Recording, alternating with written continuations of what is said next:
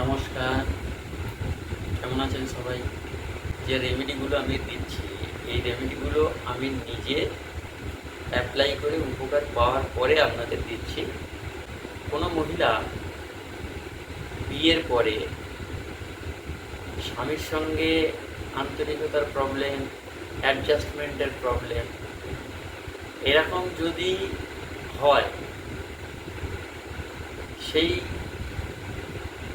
মহিলার স্বামীকে প্রত্যেক শুক্রবার একটা জুঁই ফুল গিফট করুন।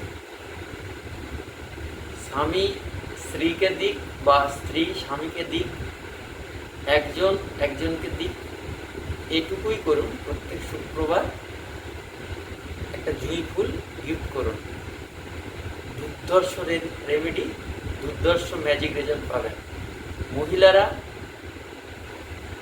গোলাপের ইত্র হাতের এই স্থানে একটুখানি লাগিয়ে দুটো হাতে এরম বসে নেবেন। দিনে 2-3 বার করুন। চমৎকার রেজাল্ট আপনাদের সামনে।